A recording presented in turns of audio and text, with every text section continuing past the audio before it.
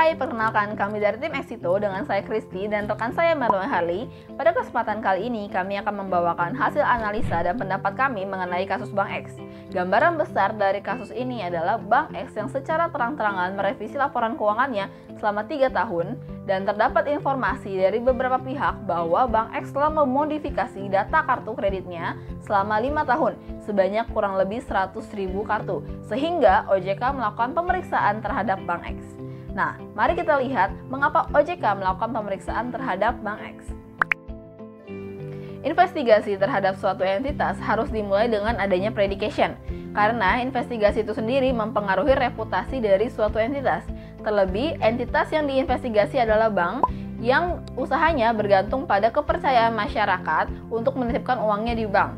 Dengan adanya isu modifikasi data kartu kredit oleh Bank X dicurigai telah melakukan manipulasi data. Menurut Undang-Undang Perbankan, manipulasi data merupakan suatu tindak kejahatan sehingga diperlukan penelusuran lebih lanjut. Fakta lain yang mendukung hal ini perlu diinvestigasi adalah fakta bahwa Bank X secara terang-terangan merevisi laporan keuangannya selama 3 tahun. Dan juga Bank X memiliki motivasi untuk melakukannya, yaitu agar terhindar dari pengawasan OJK. Mengingat, bank merupakan suatu lembaga yang akan diawasi sangat ketat oleh OJK apabila memiliki masalah keuangan. Dengan adanya dasar-dasar ini, maka investigasi terhadap Bank X layak untuk dilakukan. Meninjau kasus Bank X, kami membuat beberapa hipotesis yang akan diuji dalam investigasi, yaitu modifikasi data kartu kredit dapat terjadi karena 2 alasan. Alasan yang pertama, adanya kelalaian dalam pencatatan. Jika hal ini terbukti, maka kompetensi dan tanggung jawab auditor, baik auditor internal maupun auditor eksternal, akan dipertanyakan. Auditor eksternal bertanggung jawab karena tidak mampu mendeteksi adanya material misstatement dan memiliki tanggung jawab legal apabila pihak yang merasa dirugikan mengajukan tuntutan hukum. Alasan yang kedua yaitu adanya unsur kesengajaan. Jika hal ini terbukti, investigator perlu menelusuri dan menyelidiki apakah terjadi kerjasama antara auditor, baik internal maupun eksternal, dengan pihak manajemen. Apabila auditor internal dan auditor eksternal terbukti tidak terlibat, maka perlu dilihat apakah auditor melakukan pemeriksaan sesuai dengan standar dan prosedur yang berlaku untuk mengetahui sejauh mana auditor bertanggung jawab.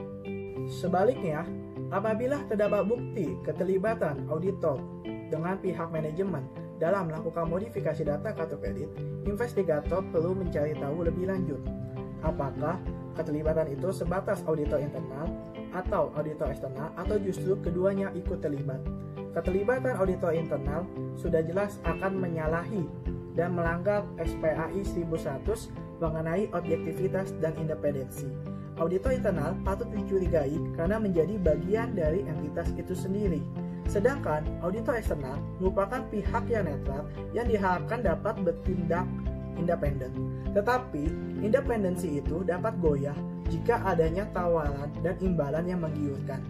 Meskipun demikian, tidak menutup kemungkinan bahwa auditor eksternal sebenarnya tidak terlibat dalam kasus tersebut, tetapi terkecoh oleh data palsu yang disajikan oleh manajemen dan auditor internal. Untuk dapat membuktikan hipotesis, maka dapat melakukan teknik audit keuangan, yaitu dengan menggunakan flowchart untuk membandingkan prosedur dan proses yang seharusnya dijalani. Namun harus dilakukan secara lebih rinci dan mendalam untuk mencapai tingkat keyakinan yang absolut, bukan sekedar tingkat keyakinan yang memadai. Setelah kami melakukan analisis dan penelitian logis, hipotesis yang paling memungkinkan untuk terjadi adalah auditor internal bekerjasama dengan manajemen untuk mengelabui auditor eksternal. Sangat beralasan apabila auditor internal lebih berpihak kepada manajemen dan auditor eksternal menyadari bahwa risiko yang akan dihadapinya jauh lebih besar jika terlibat dalam kasus tersebut. Sekian presentasi dari kami. Terima kasih atas perhatiannya.